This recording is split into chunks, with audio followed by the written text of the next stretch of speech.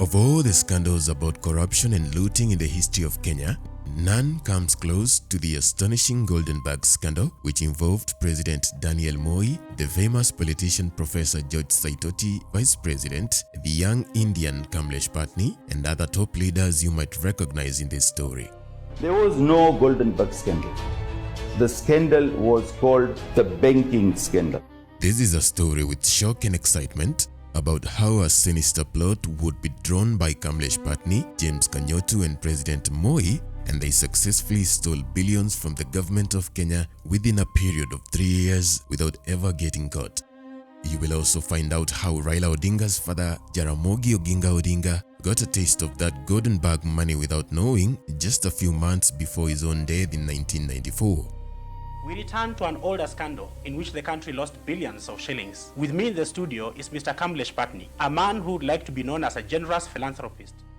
Not just that, you're also about to hear about the Maasai employee who blew the whistle on the scandal at the Central Bank of Kenya and was arrested and persecuted by the government of President Moi for exposing that Goldenberg loot until he died in extreme poverty years later. Previous narratives and stories about the Goldenberg scandal of 1990s have been missing important details of how exactly the heist was executed by Moi's men. And imagine the money that was mentioned in those papers, 550 billion. Diamonds, gold, zilizotoka Congo, Lubumbashi, zimeletwa Nairobi, zikauzwa Europe. And how the main culprits really avoided going to prison or even refunding all of the stolen billions to the Kenyans. Pleading for a lesser charge, and seemingly that is what Goldenberg chief architect Moi Pattni is looking to achieve, having written to the Attorney General to enter into a plea bargaining agreement with the government. Such kind of an agreement would see him return the 5.8 billion shillings that he allegedly stole in the Goldenberg scandal, plus interest in exchange for a leaner charge. All of these being details that make this particular story even more interesting, especially to those who have heard something about this scandal before. Why did Raila Odinga and Moi Pattni end up going to court over the Goldenberg money, when Raila's own father was also mentioned as one of the beneficiaries of that deal? The time has come to change course. The Goldenberg was a major scam that a few politicians and one Indian man played to steal money from the Republic of Kenya in the early 1990s. And as the name implies, there was gold involved when the money was being stolen from taxpayers under false pretenses. The operation began in the year 1990 at the height of the Nyayo rule and 2 years before the first multi-party elections of 1992. President Moi's leadership, Kenya has enjoyed economic development and political stability. With an admirable sense of purpose, he has guided his people and country successfully through some very trying times. In early 1990, businessperson Moi Pattni would collaborate with Moi's head of national intelligence, one Mr. James Kanyotu, and together they registered a new company which they named Goldenberg International Limited Company. This company, as the name suggests, was registered to sell gold, diamonds, and other precious rare minerals that would normally fetch millions of dollars in the international markets. Right from the time it was founded, Goldenberg International Limited's founders knew they were planning to do business with only one client, and that client was the government of the Republic of Kenya. I was buying a suit in Nairobi and I met the director of intelligence. Then I told him about gold. I said, look, there's so much gold flowing through Kenya, but it's nothing Kenya is benefiting. It's not gold. Pattni tells the intelligence chief he has a solution. I said, I can create 500 million, every year from this if you do a proper license of this gold. So he took me to president.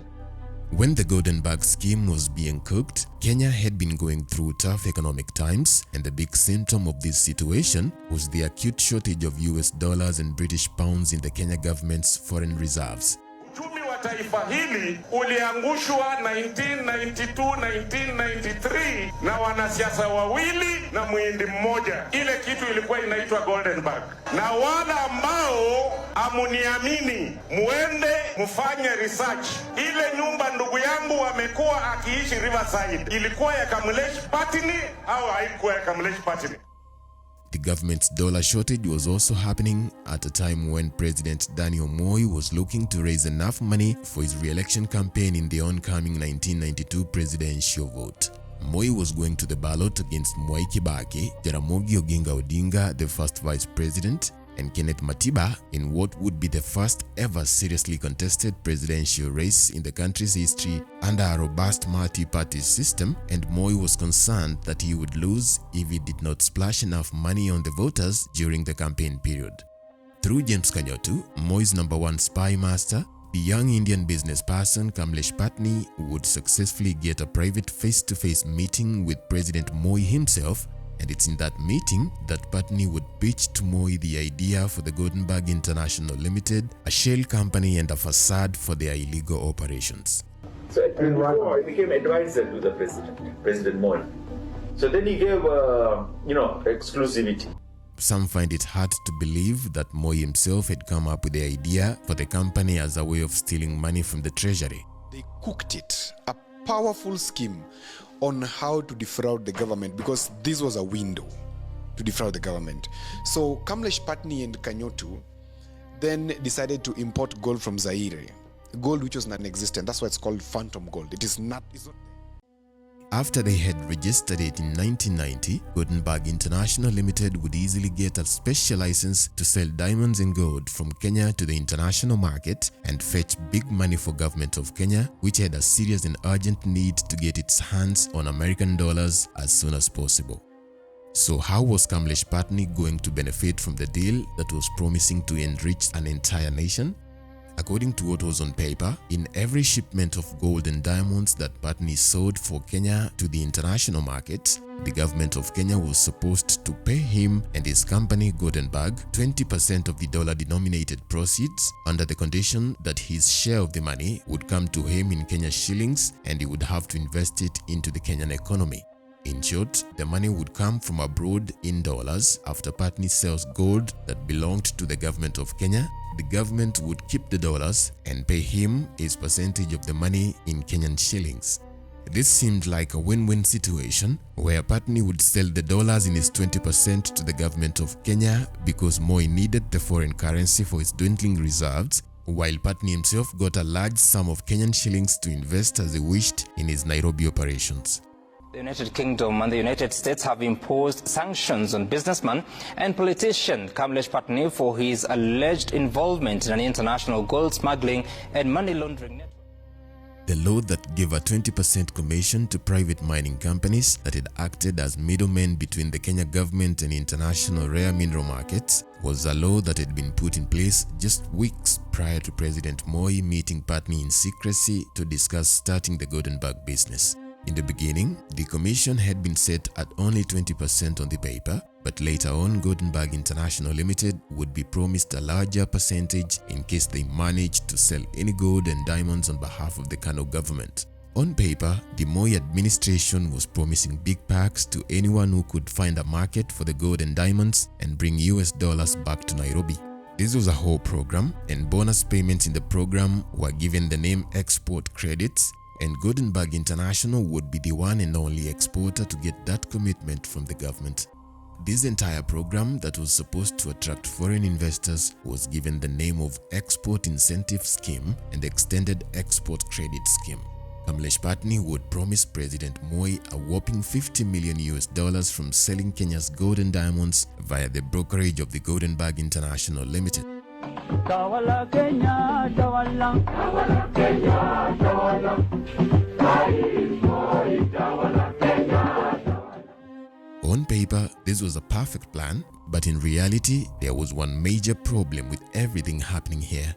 The problem is simple and clear that Kenya had neither gold nor diamonds in any significant amounts that it can mine and sell abroad for $50 million worth of 1990 money. This was a well-known fact even back in those days. If Daniel Arap Moi, president of Kenya, James Kanyotu, the intelligence boss, and Kamlesh Pattni all knew this fact, why then did they sign the Goldenberg Agreement to sell the ghost diamonds and gold on behalf of the people of Kenya? The government, Moi was the government, and that money was coming from a Kano office. It was not from a bank. The answer to that question lies here. in the next series of events that follow the 1990 meeting between Moi and Pattni. This is exactly how the golden heist was executed. Using proxies, President Daniel Moi raised the amount initially agreed to be paid to Kamlesh Pattni's company Goldenberg as a commission for selling the said minerals, bumping the amount from 20% to 35%. This meant that if Kamlesh Pattni, through his company the Goldenberg International Limited, had sold gold worth $100 million or even just presented evidence showing that he had done it, then the government of Kenya was to pay him $35 million as a finder's fee, only that he would receive this commission in Kenya shillings since the dollars were what the administration had sought to acquire. Since neither gold nor diamonds were to be found anywhere inside the country for them to dig up and sell abroad, Kamlesh Pattni would coordinate with the intelligence boss James Kanyotu and Professor George Saitoti, cabinet minister and VP, to buy smuggled gold and diamonds from the mineral-rich Democratic Republic of Congo. There come a time when the nation is more important than an individual. The DRC minerals was said to be imported to Kenya through back channels at very cheap prices that they could get owing to the conditions of war and exploitation through which most of them had been acquired. Much of the gold extracted in the Congo would be extracted through child labor, mass murder of civilians, and other forms of exploitation that continue to cause great suffering to the people of Congo even today. And I want my colleagues to know that they hold the key to the future success of the future generation. We talk of United States of Africa. I believe in United States of Africa. The plan had been to sell those same precious minerals as if they had been mined in Kenya under the Goldenberg International Limited contract, and thereafter rush to claim a hefty 35% from the Central Bank of Kenya. Here is the twist. Even this simple pipeline would prove to be too much for Pattni and his team, since after the first few shipments of gold from Congo had come, they would then abandon importing the DR Congo minerals altogether and settle on an even easier way to get that 35% fee from the government coffers. Instead of selling smuggled gold, they now resorted to forging documents such as certificates of sale and presenting them to the central bank for direct payments without any real work having been done in the background.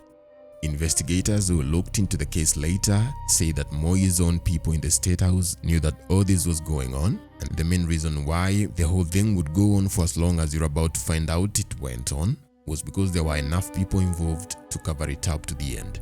Once the central bank had paid up the 35%, which it did every time like clockwork, the money would be split between Kamlesh Pattni and other players, with President Daniel Moi's proxies in the deal getting the lion's share of that money every time.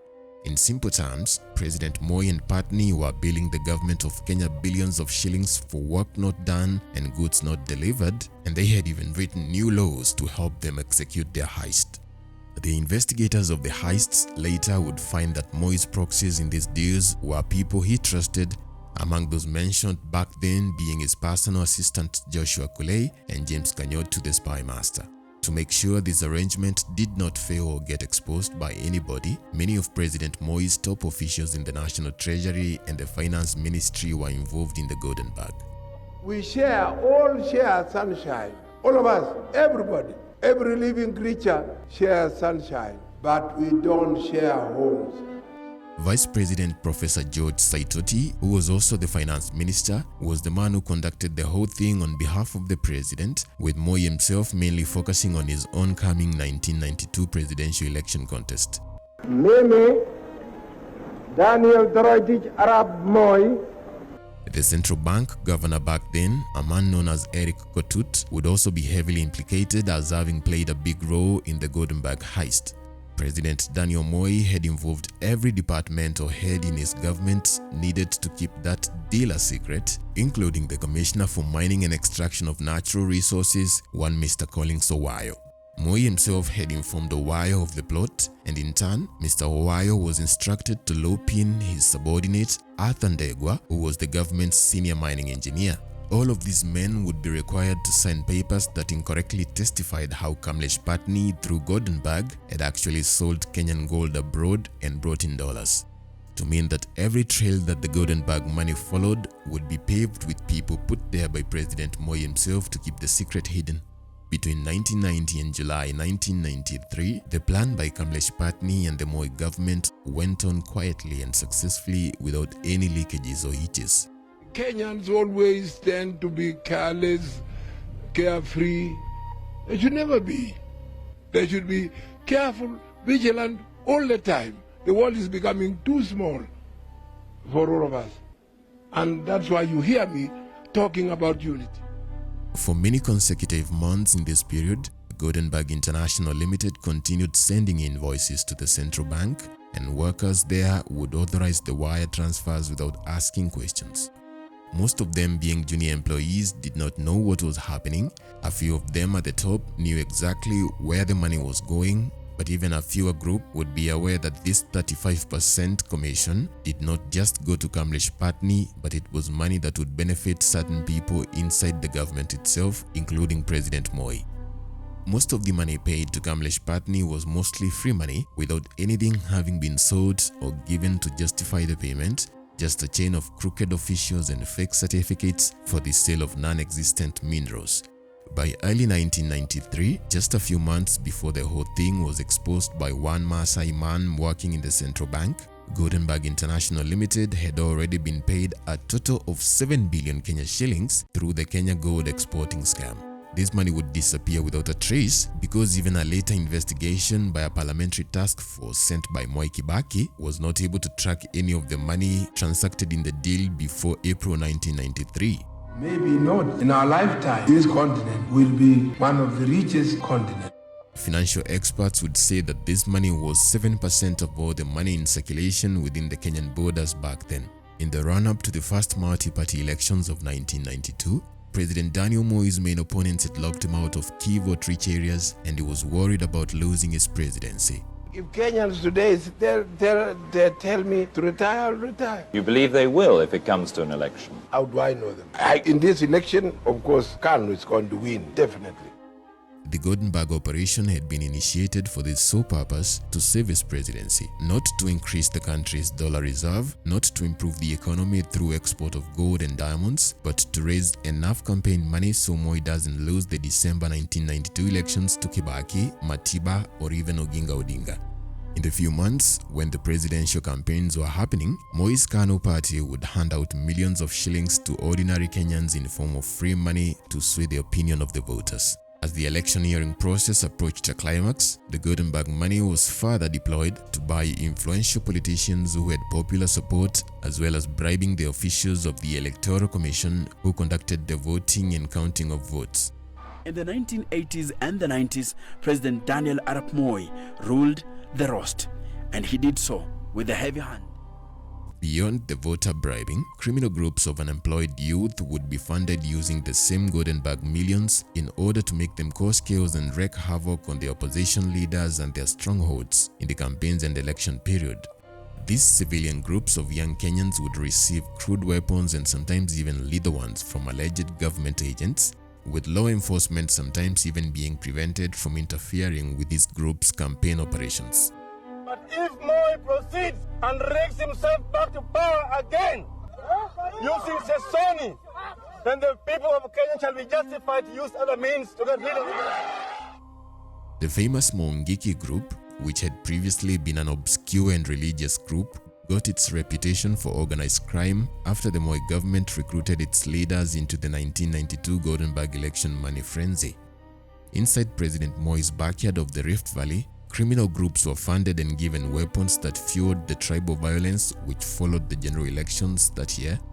In later interrogations, when the Kibaki government took over after 2002, Kamlesh Pattni himself would admit that he had contributed millions of his own money to fund the political campaigns of the ruling KANU party, as well as Moi's re-election bid in that heated 1992 elections. Much of the money that Kamlesh would pay to the campaign operations, however, was money that proceeded from their 35% deal that they were getting from the CBK for presenting fake gold certificates through their Goldenberg license. Kamlesh himself would even explain to the media how the payments were made from his pocket to the presidential campaign kitty, carefully, so that the deal wasn't discovered by the media, since at that point of the campaigns of 1992, the Goldenberg fraud was still going on at the Central Bank of Kenya. senior Kano officials would send special invoices demanding unspecified payments from Kamlesh Pattni, and those invoices would be sent directly to Pattni's mailbox, sent via posta as a letter from the State House address. The special invoices, also known as cheats, would be sent under the names of the various proxies that President Moi had been using, and once the cheats had landed in the mailbox, Pattni would respond by sending the money to the Kano government officials whose names had appeared in those invoices. How much? 20,000. 20,000. Well done. I will get in that. All these would be fearlessly exposed by Kamlesh Pattni himself to the parliamentary commission that led the investigations into the Goldenberg scandal, and the commission would be utterly shocked by his lack of remorse when he was testifying. One of the early political beneficiaries of the Goldenberg loot was Jaramogi Oginga Odinga, the first vice president, founder of the main opposition party Forward, and who was one of President Daniel Moi's main competition in the oncoming 1992 presidential contest. Jaramogi Oginga Odinga would later come to confess just a few months before he died in 1994 about how he had inadvertently received an anonymous campaign contribution sent to his Ford Kenya political party, which came as a total sum of $60,000. While distancing himself from the scandal, Oginga would claim that when he had accepted the campaign contribution dollars from Kamlesh Pattni, he was not aware that the money had been proceeds of the Goldenberg heist, and further saying he had no idea who the young man Pattni really was back then, so he spent the money on his presidential campaign as intended by the contributor. President Daniel Moi won the 1992 general elections. Oginga Odinga came a distant fourth with slightly less than 1 million votes. Kano's win in the multi-party elections of 1992 was largely attributed to the billions of money that Moi and Pattni siphoned from the people of Kenya under the cover of a gold exporting scheme. While many political historians say that divided opposition candidates assisted Moi to win the elections that year with only a fraction of the total votes cast, it was really the Goldenberg money that would solve many of Moi's political challenges to give him his narrow victory that year. On top of helping President Moi and Kano extend their lease on their political lives, much of the criminal empowerment that Kano Party did among groups of youth across the country using the dirty Goldenberg money would remain as a serious internal security issue even years after the elections. I am a member of human race, and therefore I support all members of human race, those who believe in peace. A good example is Mungiki from central Kenya and Nairobi, a group that would be associated with a lot of killings and disruption of public order for many years after 1992 and the Goldenberg billions. Back in the Central Bank of Kenya, the fraudulent Goldenberg payments continued to be paid to Kamlesh Pattni even after the 29th December 1992 general elections. It was getting clear that election campaigns had not been the only reason why the Kano politicians and Kamlesh Pattni were robbing the government of Kenya, since they did not stop the loot or slow down even after they had won the election and sent Moi back to State House. Goldenberg International Limited continued to receive millions as commission for exporting non-existent minerals, all while top government officials remained deeply complicit in the scam of claiming that Kenya had been producing enough gold to sell abroad for millions of dollars. Being proceeds of high corruption, the money wired to Kamlesh Pattni's Goldenberg International Limited by unsuspecting central bank workers would be hidden through multiple channels before reaching the real recipients, who are President Moi's men at the Nairobi State House. The gold is in our blood. This is our ancestral trait. So I don't chase gold. Gold is inside me. Investigators would later discover how the money was routed in great secrecy during the wire transfers that were first discovered in April 1993. Investigators would never find out about the payments done before April 1993, since that had been happening before the whistleblower discovered the Goldenberg fraud, and even later investigations did not achieve much in finding out how exactly the money had been stolen during the campaigns in 1992, although they would assume that the same process that had been used in 1993 is the one that was being used from the beginning.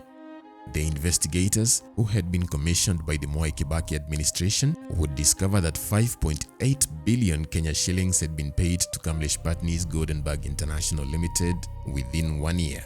Those payments were made in 3 phases, and in every phase, the wire transfer had been authorized by officials at the very top of the Daniel Moi administration. To authorize this transfer of the Goldenberg Commission money from Central Bank to the Kamlesh Bank account, 3 separate letters were written through the year by Dr. Wilfred Karuga, the man who was Moi's permanent secretary at the National Treasury. Remember this, eh? Even a bank existed called Exchange Bank. Purposely put up, right? To under pretense that we are looking for dollars. And the money is being given by Central Bank to these people and adding them 33%, the import compensation, all that. That is the money that was being distributed. And that is part of the why hard. So why did they attach your name personally, your name to... The first letter of authorization from Dr. Wilfred Koinange was released on 19th of April 1993, and the second letter was released on the 28th of June that same year. A third letter authorizing the transfer of another illegal Goldenberg batch would be sent by the same permanent secretary on the 8th of July, still in 1993. The first letter of authorization that PS Wilfred Koinange signed would prompt a transfer of 1.8 billion Kenya shillings from the central bank to the account that Pattni kept with the Kenya Commercial Bank KCB. According to Ng'ethe, these vouchers would be delivered to the Central Bank of Kenya at night between 7 and 8 p.m. Interestingly, the deliveries would be made by Arap B himself. Ng'ethe says when he tried to question the move by KCB to credit the banks instead of the Central Bank of Kenya, the former general manager told him those were instructions from the government which could not be questioned. However, in cross-examination, Arap B denied issuing such instructions, but instead the letter from the Treasury Permanent Secretary said that the money transfer was a due payment to companies that had sold Kenyan minerals, meaning gold and diamonds, abroad under the President Moi Export Incentive Scheme. But here's the catch: it was only Kamlesh Pattni's Goldenberg International Limited that had this type of license to do that kind of business with the Kenyan government at the time. It would appear that everything had been set up to work this way right from the beginning, and all this information would be passed on purely based on a need-to-know basis.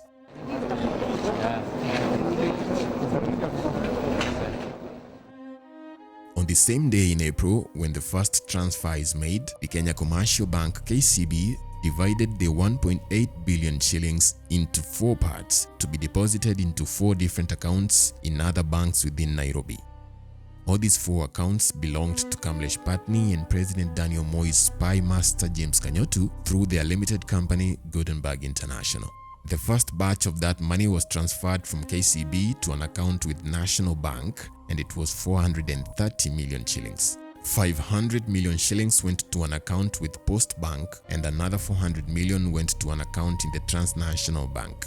Additionally, another 470 million shillings would be transferred to a Delphis Bank account, which was opened by another one of Kamlesh Pattni's close associates. After that first round of payments in April 1993, a second letter would be issued from the office of Permanent Secretary Wilfred Koinange just 2 months later, on the 28th of June.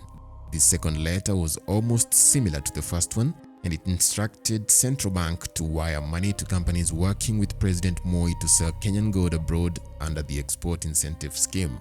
Needless to say, these companies only meant Goldenberg International Limited. 2 days after the June 28 letter of authorization, 2.8 billion shillings would be paid by Central Bank to Goldenberg International, which was significantly more money than had been paid in the previous April 1993 transfer. It would appear as if the people involved knew that they would have to close the program soon in order to cover their own tracks.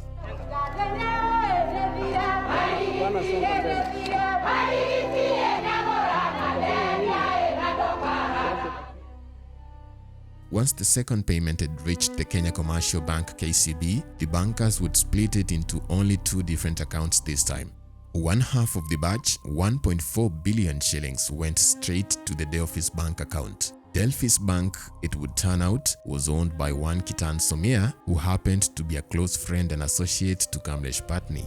Kitan Somia was also said to have business dealings with other Goldenberg players, including President Daniel Moi himself, his Vice President Professor George Saitoti, and even Tycoon Nicholas Biwott.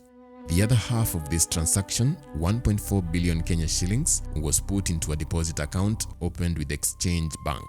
Exchange Bank was 100% under the ownership of Goldenberg International Limited, meaning Kamlesh Pattni and Daniel Moi were the real owners of that bank too. The third and final Goldenberg transaction left Central Bank to Pattni's bank accounts between July 7th and July 8th, 1993. The amount paid in July was 1.16 billion Kenya shillings, of which 600 million went to Delphis Bank, the very one owned by a friend of Pattni's and Moi's, and 561 million was transferred to the Exchange Bank account, the one owned by Goldenberg International Limited.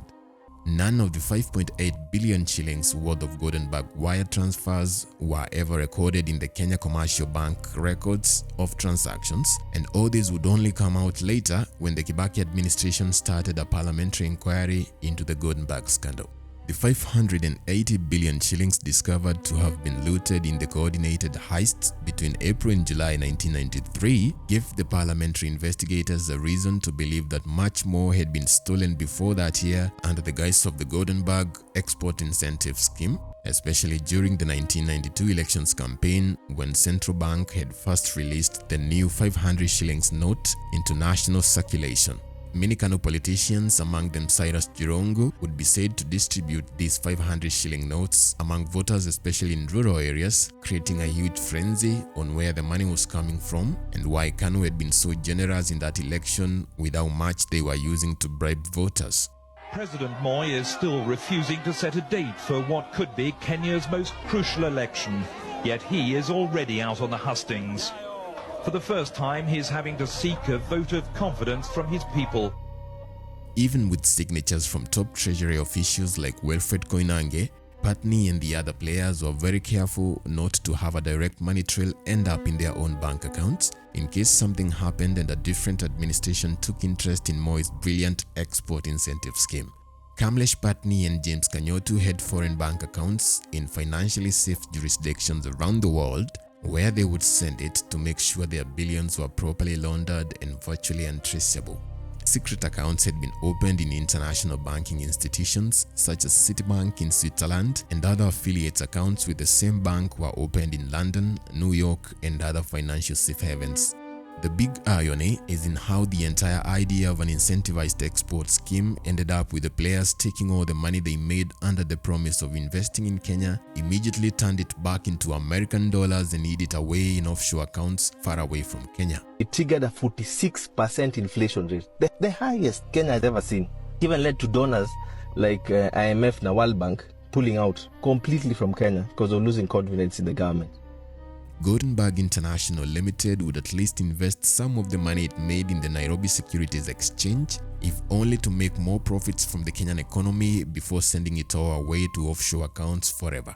In January 1993, at the height of the Goldenberg looting scheme, George Saitoti, the vice president, would leave his cabinet portfolio as finance minister, the very serious docket under which this loot was happening, and in his place, Moi would put 28-year-old Musalia Mudavadi as the new finance minister. Musalia Mudavadi's father had been Moses Mudamba, the man who had helped President Moi get his first job as a headmaster in Tambach all those years back. This had seemed to be the president's way of paying back that favor to the Mudavadi family. I did address the issue in my opening remarks around Goldenberg, and I want to assure this committee and the country at large that my conscience is clear. It would appear that Musalia Mudavadi's appointment as new finance minister would not stop the Goldenberg money transfers of 5 billion that happened later that year between April and July. What's not very clear today is whether or not the young cabinet minister was aware of the whole operation. The very first bits of information to reach the Kenyan public about the Goldenberg scandal came from prominent opposition politicians and the media just a few weeks after the December 92 elections were concluded and Moi went back to State House, the same period when Musalia Mudavadi had been appointed to be Moi's new finance minister. And these people lecturing us are the people we very well know signed off over 5.8 billion shillings of taxpayers' money in the Goldenberg scandal. The whistleblower who would expose the Goldenberg scandal was a junior employee of the Central Bank of Kenya, a man by the name of David Munyakei. In his routine work at the bank, David Munyakei discovered that large sums of money were being transferred from the CBK to certain privately held bank accounts. What made him suspicious is how many serious procedures and regulations were being flaunted in making these big transfers. he would find out that the violation of standard procedures were too serious and too obvious, making David to wonder how he was the only person in the bank who had seen the unusual nature of these wire transfers. To find out more, hoping that they too were going to be shocked by what he had found out, but the shock was on him, his bosses did not move a finger and told him to mind his business. The Goldenberg wire transfers continued to go by David Munyaki's desk even after he had reported his own suspicions to his superiors. What he did not know was that the money was being sent with the authority of the central bank governor Eric Kotut himself. The more he saw this money move, the more David Munyake got intrigued and suspicious, and he eventually decided he would speak to political leaders in the opposition about what he believed was happening inside the Central Bank of Kenya. David Munyake would arrange for multiple meetings with Paul Moite and Anyang' Nyong'o, two firebrand anti-Moi politicians back then, and explain to them what he had seen. Moite and Nyong'o would carry the information to journalists and then to the floor of parliament, and by July 1993, the Goldenberg secret had started to come out slowly at first, then all at once. This is exactly how the Goldenberg House of Cards came crumbling down that year. Central Bank Governor Eric Kotut was fired when the rumors spread out and far, with President Moi only giving him a chance to save face and resign. Following the initial media reports and the revelations by Anyang' Nyong'o and Paul Moite in Parliament, even the Exchange Bank, which had been opened through Goldenberg to receive central bank billions for Moi and his people, was ordered to stop all operations and shut down. To ban a lot of all the papers through exchange control. Some people say 47 loads of exchange control papers were taken to Karura. Most likely it is true. So exchange control was removed on the 1st of July, just before I came. 3 weeks before I came, Goldenberg had been paid 5.8 billion so-called export compensation. And the treasury bills were kept by one of the officers in his drawer. All these last-minute measures did not stop the opposition from sending their best reporters to dig into the export incentive schemes further and find out exactly what Moi was doing with Kamlesh Pattni. Funny enough, it is not just President Daniel Moi who was too late in his attempt to stop the leak in Goldenberg, but as they would soon find out, Moite, Nyong'o and other concerned Kenyans would only find out what had been stolen long after the money had left the Kenyan borders, never to return.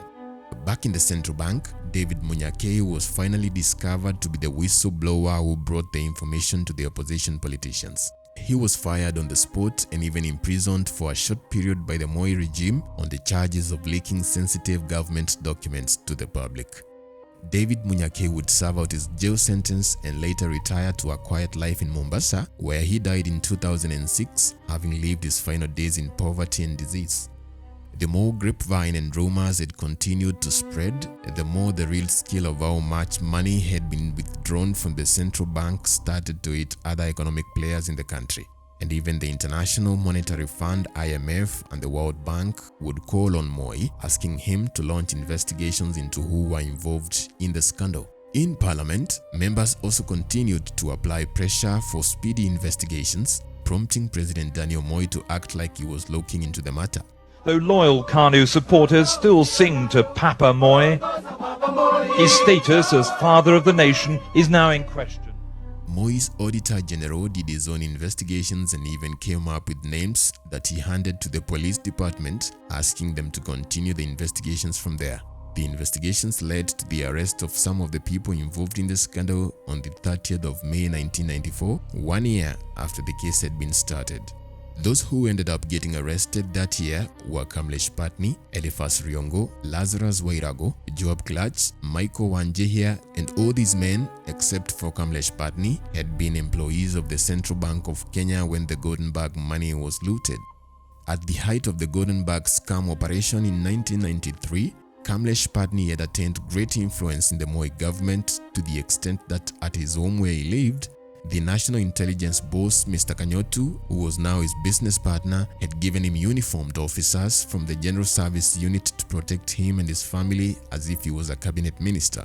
These same police officers provided to him by Kanyotu would be the ones who protected him and made it hard for investigating officers to go into Pattni's home and arrest Pattni when the investigations first started. Eventually, it would take the official transfer of those GSU officers from his gates for the investigators to go in and arrest Kamlesh Pattni where he had been hiding from the police. Pattni and the other accused persons would be arraigned in court on May 31st, 1994. Pattni appears in court, charged with fraud. At one point, he seems to be ill. Years later, the trial collapses. Upon his arraignment, the court told him that he was being charged with 11 counts of theft, and the central bank employees he was arrested with got their own individual charges of being accessories to the heist, or what the judge would call theft by servant. Apart from Kamlesh Pattni, many of these people being charged in 1994 were just pawns in the grand scheme of things. Many of the major players, in spite of being mentioned in some aspects of the case, had not been arrested and brought before a judge to answer charges like Pattni and the rest. You say the truth and the truth shall do what? Set you free. So what is your net worth? The net worth is what I say. This is my net worth. This one is worth trillions. The 1994 Goldenberg case was recorded under criminal case number 4053 of 1994. In total, there were 9 individual criminal cases against the original suspects of the Goldenberg scandal. 2 among the cases had accused Kamlesh Pattni together with a man who was the secretary to the National Treasury, one Mr. Charles Gideon. In the end, these 2 particular cases were quietly dropped without any reasons being given as to why. One among the cases filed against Kamlesh Pattni that year would be filed by Jaramogi Oginga Odinga's son Raila Odinga, who would file a joint case with the Law Society of Kenya asking for Pattni to be sent to prison, although these 2 did not go far in the courts. Likely by design, the court cases against Kamlesh Pattni and the central bank employees took years moving through the Kenyan courts, all while the alleged looters enjoyed their freedom and maybe even the money they had stolen from the people of Kenya. For example, after the May 1994 arraignment of the accused persons, the court hearings did not actually begin until the year 1998. Additional criminal charges against President Daniel Moi's close allies, including Professor George Saitoti and former central bank governor Kotut, had all been dropped before the year 1999.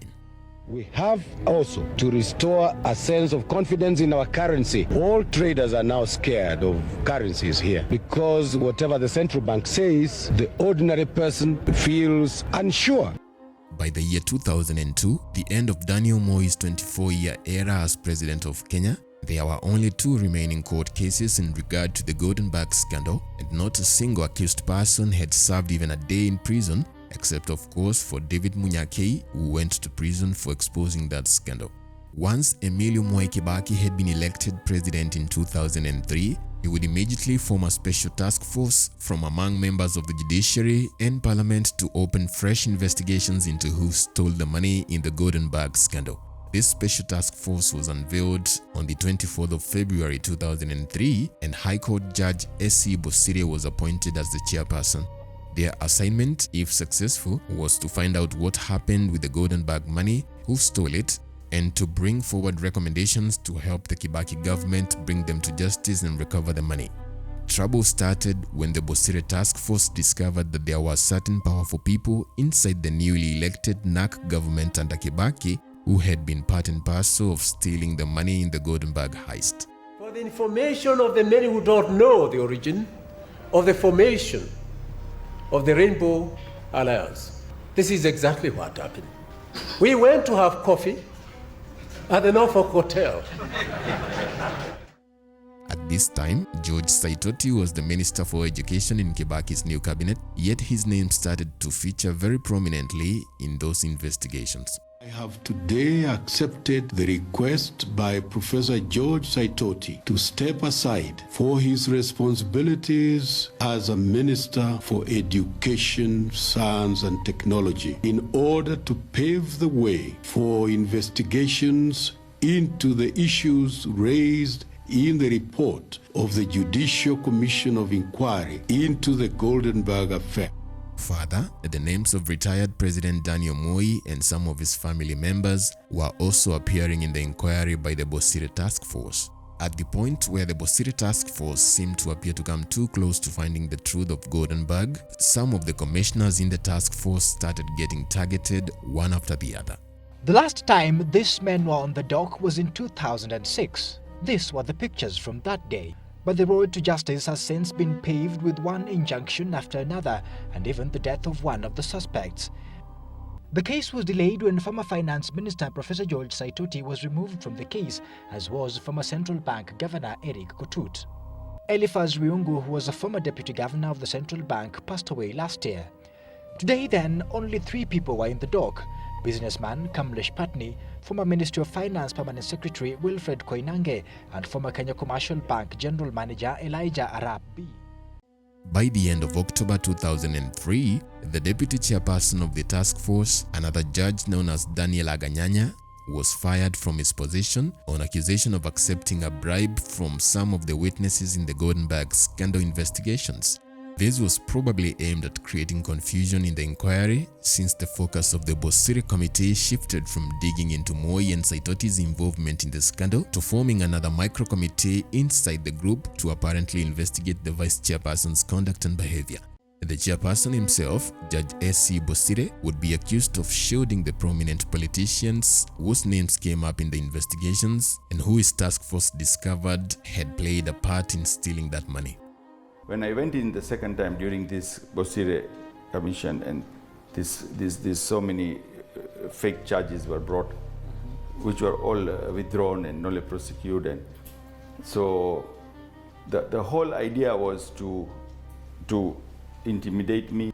The investigations by Kibaki's task force went on for 2 years between 2003 and 2004. In a period of 295 days, a total of 102 witnesses were interrogated by the Bosire Special Task Force about Goldenberg money, and 355 people would be adversely mentioned as having had something to do with the scandal. A whopping 2 billion Kenya shillings would be spent by the Kibaki government to carry out the investigations into the Goldenberg.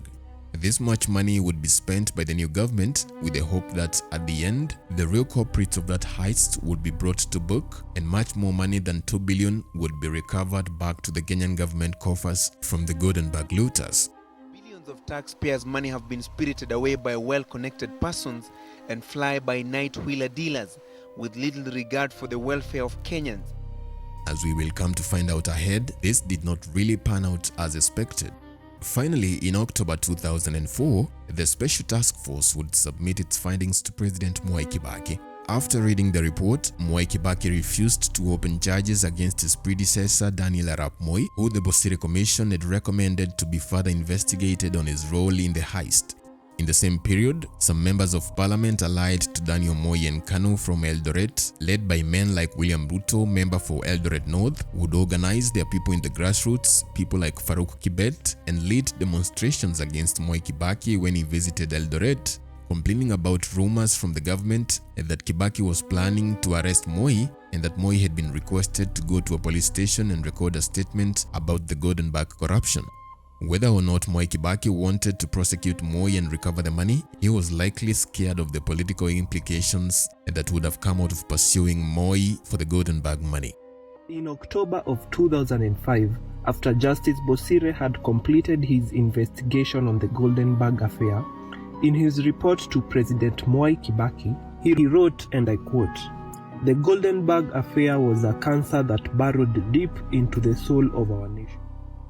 Retired President Moi got away scot-free in spite of other accused persons such as permanent secretaries Wilfred Koinange and Joseph Magare swearing to the commission that the president himself had ordered them to play the roles they played in authorizing the Goldenberg money transfers. In the year 2008, Kamlesh Pattni, who had over the years become very wealthy from investing his own share of the Goldenberg billions in international markets, would enter an agreement with the government of Kenya under Kibaki as part of settlement of the corruption cases still ongoing against him, and the Kibaki administration forced him to pay back 2.4 billion shillings for his Goldenberg case files to be closed forever.